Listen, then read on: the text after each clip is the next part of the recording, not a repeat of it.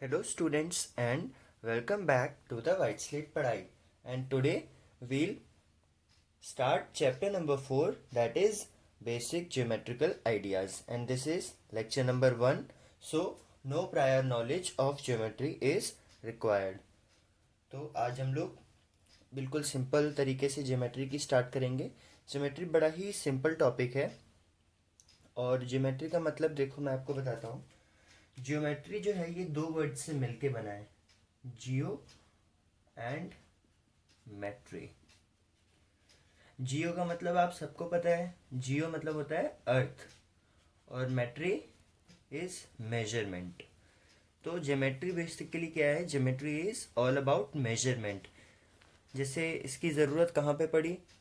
आप अपने घर बनाते हैं ना, सपोज घर बनवाया आपने, अपना घर के रूम्स का क्या साइज़ होगा, आपके रूम कुछ ऐसे होते हैं, घर के रूम का क्या साइज़ होगा, किचन का क्या साइज़ होगा, उसमें लगने वाले कैबिनेट्स का क्या साइज़ होगा, पार्क बनता है उसमें फुटपाथ बनाते हैं उसका क्या साइज़ होगा. तो इस तरह की मेजरमेंट्स करने के लिए ज्योमेट्री का यूज़ हमने करना स्टार्ट किया. तो अभी कॉन्सेप्ट्स एक एक करके स्टार्ट करते हैं कि ज्योमेट्री में क्या क्या चीज़ें होती हैं. देखिए, सबसे पहली चीज़ आती है बेसिक डेफिनेशंस. ज्योमेट्री में आने वाले टर्म्स जो हैं बेसिकली, जो जिन टर्म्स पे ज्योमेट्री की नींव रखी गई है, जिनके बिना हम ज्योमेट्री नहीं समझ सकते, तो सबसे पहले उन्हें समझ लेते हैं. तो पहला चीज़ है, पहला पॉइंट है पॉइंट. ओके, तो पॉइंट क्या होता है? पॉइंट को हम नेम कैसे करते हैं और रियल लाइफ में कौन सी चीज़ें पॉइंट साइज होती हैं, इस बारे में हम लोग अभी डिस्कस करेंगे. सपोज मैं आपसे बोलूं कि आप अपनी पेंसिल ले लीजिए और ऐसे करके एक टिप रख दीजिए, टिप से एक चीज़ मार्क कर दीजिए.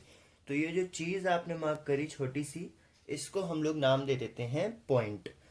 अब ये पॉइंट कितना छोटे से छोटा होगा या बड़े से बड़ा होगा, ये बात डिपेंड करती है आपकी पेंसिल की टिप की साइज़ पे. जैसे मेरे पास यहाँ पे दो मार्कर हैं, एक की टिप थोड़ी सी पतली है और एक की टिप थोड़ी सी मोटी है. तो अगर मैं इन दोनों मार्कर को एक साथ लेके ऐसे पॉइंट मार्क करूँ, चलिए तो थोड़ा सा शिफ्ट हो गया मेरे हाथ से, दोनों से एक साथ लेके पॉइंट मार्क करूँ तो एक का पतला बनेगा और एक पॉइंट मोटा बनेगा. ये देखो, है ना यहाँ पे. ये वाला तो पतला से बना क्योंकि इस मार्कर की टिप जो थी वो पतली थी, और इस मार्कर से मोटा पॉइंट बना. तो पॉइंट हमेशा ना बिल्कुल ऑलमोस्ट इनविजिबल होगा, दिखे भी ना, इतना छोटा सा. और अगर आपको इनको नेमिंग करनी है ना, जैसे यहाँ पे 3 पॉइंट्स बन गए अभी, तो आप इनके साथ ही कैपिटल लेटर्स में अल्फ़ाबेट्स लिखेंगे इंग्लिश के, जैसे कि ए बी और सी. अब आप क्या बोलेंगे? ये पॉइंट ए है, ये पॉइंट बी है और ये है पॉइंट सी. ठीक है, ज़रूरी नहीं है कि आप ए बी या सी लें. आप लोग ए से लेके जेड तक इंग्लिश लैंग्वेज में आने वाले कोई भी अल्फ़ाबेट्स का यूज़ कर सकते हैं. बस शर्त इतनी है कि आपको इनका नाम इनको कैपिटल में लिखना है, शॉर्ट हैंड में, रनिंग हैंड में नहीं लिखना है. तो ये तो हमने देखा कि पॉइंट क्या होता है और हम पॉइंट को नेम कैसे करते हैं. अभी बात I real life example of point. तो जब कभी आपने देखा है रात में आप छत पे जाओ या कभी कहीं पे भी रोड पे चल रहे हो, तो आसमान में तारे होते हैं, वो भी बिल्कुल छोटे छोटे ऐसे पॉइंट जैसे दिखते हैं हमें, है ना. तो एक रियल लाइफ एग्जांपल हो गया तारे, और कुछ रियल लाइफ एग्जांपल्स आपको सर्च करने हैं और आप कमेंट सेक्शन में लिख के बताएंगे कि पॉइंट के कुछ रियल लाइफ एग्जांपल्स क्या हैं. ओके, तो अभी हम नेक्स्ट डेफिनेशन पे चलते हैं. अभी अगली डेफिनेशन है लाइन सेगमेंट. तो लाइन सेगमेंट क्या होता है? देखो, सपोज मैं कोई पेपर लूँ, ये मैंने एक पेपर ले लिया. अगर आप इस पेपर को कैसे भी फोल्ड कर दो, लेट्स से मैंने ऐसे बेसिक कहीं से भी इसको फोल्ड कर दिया और ऐसे इस एरिया को प्रेस कर दिया जहाँ से फोल्ड किया था. ओके, अभी जब आप इसको वापस ओपन करोगे तो यहाँ पे देखो, ये क्या हो गया, एक ऐसी सीधी कुछ लाइन जैसी बन गई ना, और ये कहाँ से, इस पॉइंट से शुरू हो रही है और इस पॉइंट पे ख़त्म हो रही है. तो इस चीज़ को हम लोग बोलते हैं लाइन सेगमेंट, जिसके दो पॉइंट पे एंड हो और उनके बीच का शॉर्टेस्ट डिस्टेंस एक स्ट्रेट लाइन, ये कहीं से भी घूमी फिरी नहीं है ना, ऐसी मुड़ के नहीं आ रही, बिल्कुल सीधी आई. तो इसको हम लोग बोलेंगे लाइन सेगमेंट. याद रखना, इसको हम लोग लाइन सेगमेंट बोलेंगे, लाइन नहीं. अभी तक आप इसको लाइन बोलते होंगे ना, पर ये लाइन नहीं, ये लाइन सेगमेंट है। ओके, तो लाइन सेगमेंट के लिए हमें क्या चाहिए, हमें चाहिए 2 पॉइंट, और 2 पॉइंट्स को हम अगर एक ऐसी स्ट्रेट लाइन से कनेक्ट कर दें तो ये हो जाता है लाइन सेगमेंट। और आपको लाइन को नेम कैसे करोगे, अभी ये तो लाइन हो गई, लाइन सेगमेंट हो गई। अभी जैसे यहाँ पे पॉइंट्स को नेम किया था, ऐसे लाइन को भी नेम करना पड़ेगा। तो आप इन दोनों जो इसके एंड पॉइंट्स हैं उनका नाम लिखोगे, ए और बी। कुछ भी ले सकते हो आप, जैसे यहाँ पे भी आप कुछ भी ले सकते थे, कोई भी अल्फाबेट्स ले सकते हो, मैंने ए और बी लिया है। तो अब इस लाइन सेगमेंट का नाम हो गया ए बी, और इसके ऊपर आप ऐसी रेखा खींच देंगे, तो ये ए बी इस लाइन सेगमेंट का नाम हो गया। तो आप कहोगे ये तो लाइन है। तो अब देखो मैं आपको बताता हूँ लाइन और लाइन सेगमेंट में डिफरेंस क्या है। आज तक तो आपने इसे लाइन पढ़ा था, बट लाइन की डेफिनेशन थोड़ी सी अलग है। तीसरी डेफिनेशन है हमारी लाइन की। लाइन क्या होता है, अगर इसी लाइन सेगमेंट को, ये जो मेरा ए बी लाइन सेगमेंट है ना, ए बी, तो मैं ये, और ये बिल्कुल स्ट्रेट है, इसमें कहीं पे भी ऐसा घुमाव नहीं है कुछ भी, ठीक है। तो अगर इसी ए बी में मैं बी को ऐसे आगे एक्सटेंड करता चला जाऊं, करता चला जाऊं, करता चला जाऊं, जहां तक भी कर पाऊं मैं, ये तो बोर्ड इतना छोटा सा है तो हम यहीं पे रुक जाएंगे। अगर इसको करते चले जाएं इन्फिनिटी तक, मतलब हमेशा करते चले जाएं, तो और ऐसे ही ए को भी एक्सटेंड करते चले जाएं, करते चले जाएं, जहां तक भी कर पाए, तो उसको हम लोग बोलेंगे लाइन। लेकिन क्या प्रैक्टिकली हम लोग लाइन को ड्रॉ कर सकते हैं, क्योंकि ये तो हमेशा एक्सटेंड होता ही रहेगा, होता ही रहेगा, होता ही रहेगा, क्योंकि लाइफ हैज नो एंड। तो ये इसका भी कोई एंड नहीं है, चलता जाएगा। इसलिए इसको पेपर पे या यहाँ बोर्ड पे रिप्रेजेंट करने के लिए हम लोग इसको, इसके एक्सटेंडेड वर्जन को ऐसे एरोज से शो करते हैं। इस एरो का मतलब है कि ये आगे तक चलता जा रहा है, चलता जा रहा है, नॉन स्टॉप, कहीं पे भी रुकेगा नहीं। ऐसे ही ए की इस तरफ भी ये चलता जा रहा है। तो लाइन सेगमेंट और लाइन में ये डिफरेंस है। लाइन सेगमेंट मतलब इस पूरी लाइन का, जो ये चलती जा रही है, चलती जा रही है, चलती जा रही है, ऐसी एक लाइन, उसका एक सेगमेंट, मतलब उसका एक हिस्सा, ये इतना हिस्सा, ये हो गया लाइन सेगमेंट। और इसको ए बी नाम दे दिया सपोज। लाइन लेकिन ये है जिसका कोई एंड नहीं है।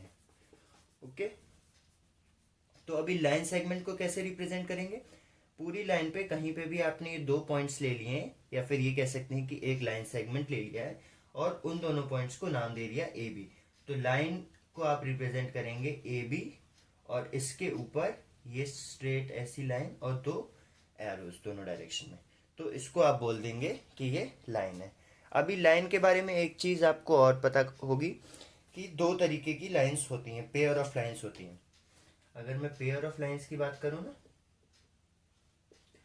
तो पेयर ऑफ लाइंस 2 टाइप के होते हैं।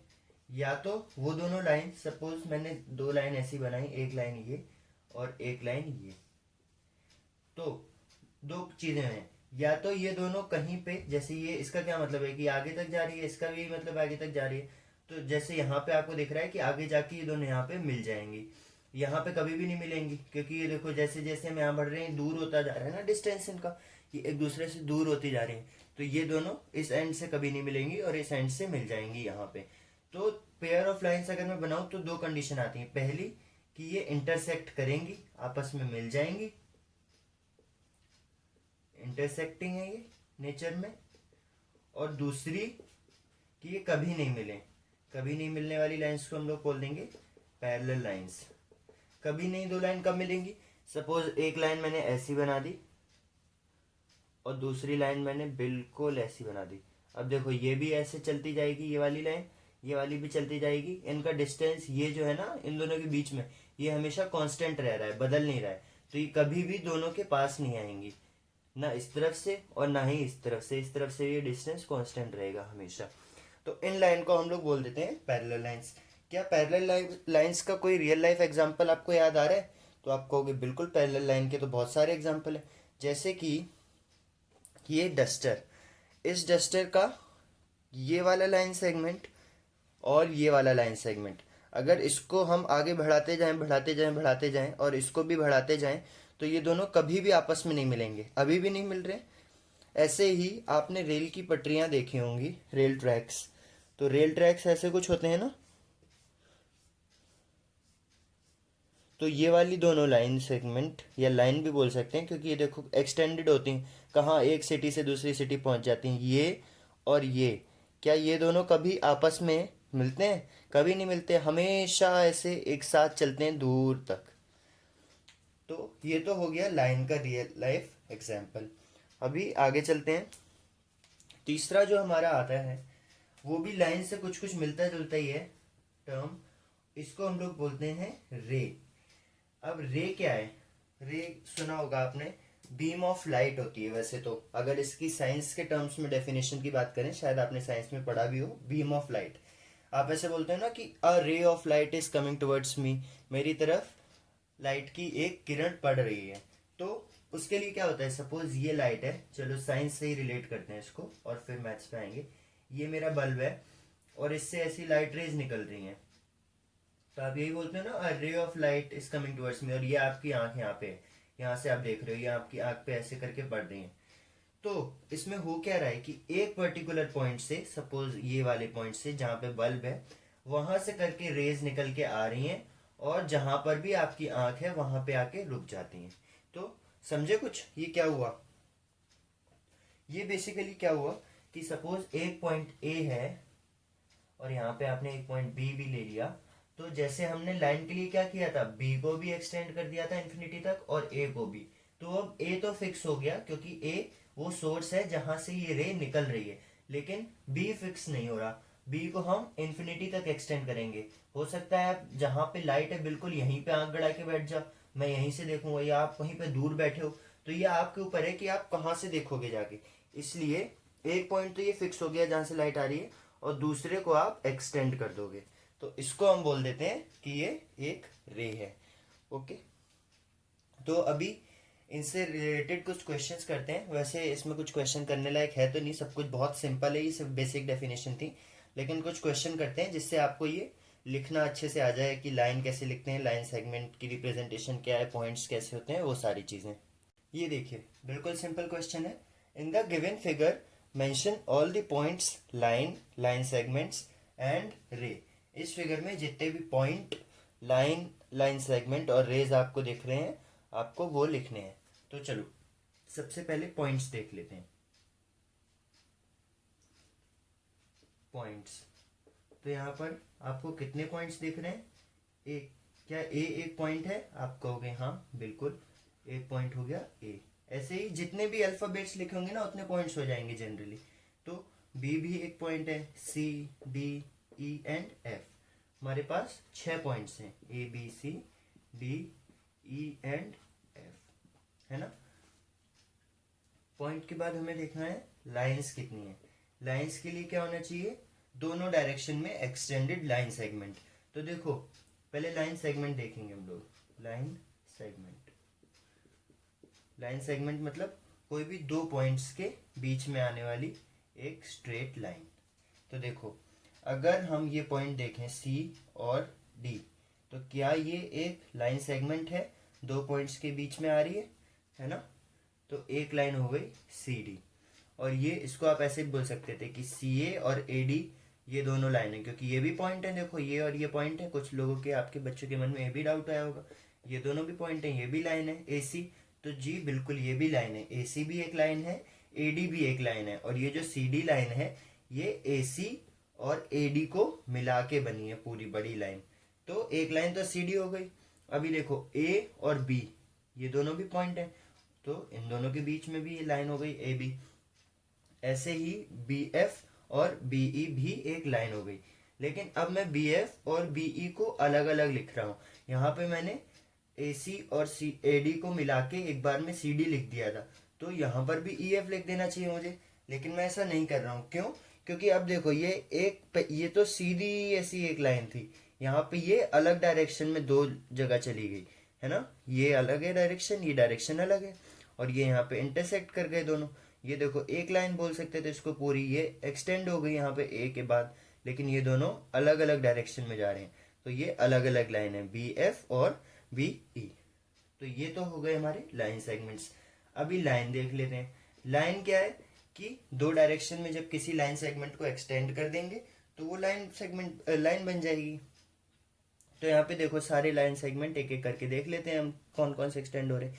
सी डी ये देखो सी तो एक्सटेंड हो नहीं रहा है, यहीं पे रुक गया है। डी एक्सटेंड हो रहा है, तो क्या सी डी से लाइन सेगमेंट बन रहा है? नहीं बन रहा। ए बी देख लेते हैं, ए और बी एक्सटेंड हुआ है, हाँ ए बी एक्सटेंड हुआ है, तो ए बी एक लाइन सेगमेंट भी है, इसको आप ऐसे रिप्रेजेंट करेंगे, इन सबको ऐसे करेंगे। अभी देखो उसके बाद क्या है, बी एफ, तो क्या बी एफ दोनों एक्सटेंड हो रहे हैं? एफ तो हो गया बट बी एक्सटेंड नहीं हुआ, तो बी एफ एक लाइन सेगमेंट तो है पर लाइन नहीं है। ऐसे ही बी एक्सटेंड नहीं हुआ, सिर्फ ई एक्सटेंड हुआ है, तो बी ई लाइन सेगमेंट है पर लाइन नहीं है। अभी रे देख लेते हैं हमारे पास कितनी है। रे के लिए क्या है कि एक पॉइंट फिक्स रहे और दूसरा एक्सटेंड हो जाए। तो यहाँ पे देखो ए डी, इस ए डी में, या सी डी ले लेते हैं, लाइन सेगमेंट सी डी लिया था, सी डी में सी पॉइंट फिक्स रहा और डी को हमने एक्सटेंड कर दिया, तो एक रे हो गई सी डी। ऐसे ही बी फिक्स रहा और एफ एक्सटेंड हो गई, तो बी एफ भी एक रे हो गई। ऐसे ही बी फिक्स है और ई रे हो गई। अभी अगर मैं इस पार्ट को कंसीडर ना करूं जो ए के पीछे एक्सटेंड हुआ है, और ये कहूं कि ए से लेके इस तरफ का ये पूरा पार्ट, ये भी तो एक लाइन, ये भी तो एक रे होगा, क्योंकि अगर मैं इस पॉइंट ए से इधर वाले हिस्से को देखूं तो वो उतना हिस्सा एक रे होगा। तो आप कह सकते हो कि ए बी यहां से ये भी एक रे है। रे के लिए आप कैसे रिप्रेजेंट करोगे? ऐसे करके। तो ए बी जो है वो भी एक रे है, लेकिन पूरी ए बी नहीं, कितना पार्ट, इधर से लेके इधर वाला पार्ट। ऐसे ही बी ए ये वाला पार्ट, ये भी एक रे है, यहां से लेके इसके पीछे का, इस पूरी लाइन का उतना पार्ट। तो ये तो एक क्वेश्चन हमने कर लिया जिसमें हमने देखा पॉइंट, लाइन सेगमेंट और रे क्या होती है। अच्छा एक चीज और है, इन सबको ना आप दो तरीके से लिख सकते हो। जैसे ये सी डी को आप डी सी भी लिख सकते हो, कोई दिक्कत नहीं है, क्योंकि सी और डी हो सकता है कोई इसको डी सी बोलना चाहे, जरूरी नहीं है कि जो इंग्लिश अल्फाबेट्स में पहले आता है वही अल्फाबेट पहले लिखो। ऐसे ही ए बी को आप बी ए भी बोल सकते हो, इसको आप एफ बी भी बोल सकते हो, इसको आप ई बी भी बोल सकते हो। सिमिलरली इसमें भी और इसमें भी कोई हार्ड एंड फास्ट रूल नहीं है कि आप बी एफ ही बोलो या बी ई ही बोलो। इसको आप एफ बी बोल सकते हो, इसको आप ई बी बोल सकते हो। तो ये तो हो गई कुछ बेसिक डेफिनेशंस ज्योमेट्री से रिलेटेड। इस वीडियो में बस इतना ही। अगर आपको कुछ भी नहीं समझ आया हो तो आप कमेंट सेक्शन में पोस्ट कर सकते हैं कि ये पार्ट नहीं समझ आया, और उसके ऊपर हम लोग दोबारा एक लेक्चर कवर कर लेंगे। और अगर वीडियो अच्छी लगी हो तो आप लाइक करना, फीडबैक अपना शेयर कर देना कमेंट सेक्शन में। और द वाइट स्लेट पढ़ाई चैनल को अगर अभी तक आपने सब्सक्राइब नहीं किया है तो जल्दी से सब्सक्राइब कर लीजिएगा। Thank you.